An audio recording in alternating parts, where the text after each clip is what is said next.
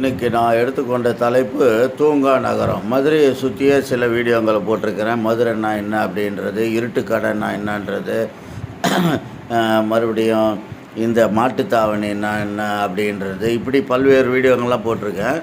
இப்போ அந்த தூங்கா நகரம் அப்படின்றது ஒரு வீடியோ போடுறேன். ஏன்னா தூங்கா நகரம் அப்படின்னு சொன்னால் எல்லோரும் என்ன நினச்சிக்கிட்டு இருக்கிறாங்க, அங்கே ஏதோ நைட்டு கடைங்கெல்லாம் போட்டு தூங்கவே மாட்டாங்க போல், இரவு முழுவதும் முழிச்சிருப்பாங்கன்னு அப்படின்னு நினச்சிக்கிறதா, இல்லை இரவு முழுவதும் பஸ் ஸ்டாண்டு அங்கேருந்து பஸ்ஸுங்க வந்து போகிறதுனால இரவு முழுதும் தூங்காமல் இருக்கிறதுனால தூங்கா நகரம் அப்படின்னு மதுரைக்கு பேர் வந்துச்சுன்னு வாய்க்கு வந்த மாதிரி அவங்களுடைய கற்பனைக்கு எட்டின மாதிரி பேசுவாங்க. ஆனால் தூங்கா நகரம் அப்படின்னு சினிமாவில் கூட வந்திருக்கு. தூங்கா நகரன்றதுக்கு என்ன அர்த்தம் அப்படின்றத கொஞ்சம் டீப்பாக போகலாம் நம்ம ஸ்டைலில். அதாவது ஆங்கிலத்திலேருந்து தான் இதெல்லாம் நான் கண்டுபிடிச்சி மக்களுக்கு சொல்லுவேன். இது உண்மை தான். இதை யாரும் எதிர்வாதம் பண்ணக்கூடிய அளவுக்கு இருந்தால் தாராளமாக கேட்கலாம். அதாவது தூங்கா நகரம் அப்படின்னா ஏதோ எல்லோரும் தூங்காமல் அங்கே வடை சுட்டுக்கிட்டோ போண்ட இட்லி கடை போட்டுக்கிட்டோ இருப்பாங்க அப்படின்றது தவறு. அங்கே ஆல்ரெடி நான் மாட்டுத்தாவணின்றது ஒரு வீடியோ போட்டிருக்கேன். இதுக்கு ரிலேட்டடாக தான் இருக்கும்.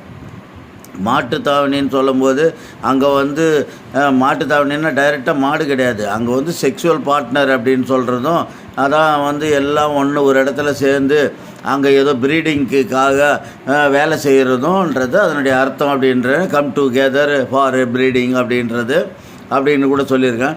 அப்போ செக்ஸுவல் ஒர்க்குன்றது மாடு கர்ப்பம் ஆகிறதுக்காக செனை பிடிக்கிறதுக்காக அங்கே மாடுங்களை அங்கே உடலுறவு பண்ணுற மாதிரி அங்கே ஒரு வேலை நடக்கும். அதுதான் மாட்டுத்தாவணின்றதுக்கு விளக்கம் சொல்லியிருந்தேன். இப்போ அந்த மாடுங்கள்லாம் அங்கே கூடும்போது அங்கே என்ன சாணம் ஆட்டோமேட்டிக்காக சாணம் போடும். எல்லா மாடும் அங்கே நிற்கும்போது ஒரு ஆயிரக்கணக்கான மாடு வருது. அங்கே சாணத்தை போடுறதுனால அந்த சாணங்களெல்லாம் வாரி ஒரு பக்கமாக போட்டு அது ஒரு மலை மாதிரி இருக்கிறதுனாலையும் இதை தூங்கா நகரம் அப்படின்று சொல்கிறது. அதாவது சாணி நிறையா கொட்டி கிடக்கும், பெரிய மலை போல் சாணி கொட்டி கிடக்கிறதுனால தான் அது தூங்கா. அதாவது தூங்கான்றது எப்படி சாணின்னு சொல்கிற அப்படின்னு கூட சொல்லலாம். அதாவது டங் அப்படின்றது சாணம், எரு, உரம் அப்படின்றது டியூஎன்ஜி. நீங்கள் போய் ஆக்ஸ்ஃபோர்ட் டிக்ஷனரி எடுத்து பாருங்கள். டியூஎன்ஜி டங் அப்படின்றது மேன்யூர் அப்படின்றது உரத்தை குறிக்கிறது. அது ஒரு சாணத்தை குறிக்கிறது. இது ஒரு அதான் விவசாயத்துக்கு தேவையான ஒரு சப்போர்ட்டடு அப்படின்றது திங்ஸ்ன்ற மாதிரி சொல்லலாம்.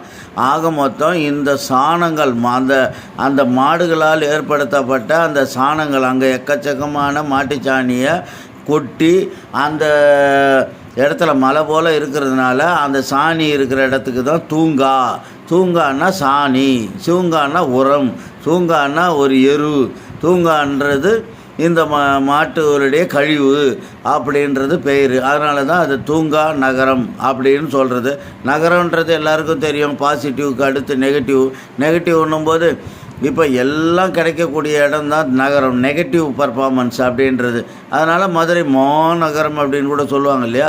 நகரம் அப்படின்றது இப்போ ஒரு நகரத்தில் நல்லது மட்டுமே நடக்கிறது இல்லை, கோயில் குளம் மட்டுமே இருக்காது. அங்கே எல்லா விதமான பாசிட்டிவான ஐட்டமும் இருக்கும், நெகட்டிவான ஐட்டமும் இருக்கும் அப்படின்றது. ஒரு உடல்நிலை சரியில்லைன்னா ஒரு பெரிய ஆஸ்பத்திரி இருக்கும்.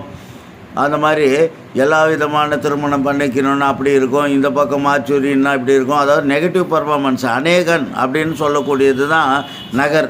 யார் ஈஸ்வரனை அநேகன் சொல்கிறாங்க. நெகட்டிவ்ன்றது தான் அநேகம், அப்சல்யூட்லி நெகட்டிவ் அப்படின்னு. அதைத்தான் அந்த நெகட்டிவ்ன்றது தான் நகர் அப்படின்றத நம்ம சொல்கிறது. அதாவது இது மட்டும் இல்லை, எல்லாம் வாழ்க்கை வாழ்வதற்கான எல்லா அத்தியாவசியமும் அங்கே கிடைக்குன்றதுனால அதை நகரம் அப்படின்னு சொல்கிறது. அதனால் இப்போ நீங்கள் தூங்கா நகரம்னா இனிமேல் யார் எதை சொன்னாலும் நம்ப வேண்டியதில்லை. தூங்கான்றது மாட்டு சாணம். தூங்கா அது மலை போல் குவியப்பட்டு இருக்கிறதுனால அது தூங்கா நகரம் அப்படின்றது சொல்கிறது. இதுதான் அதனுடைய சீக்ரெட்.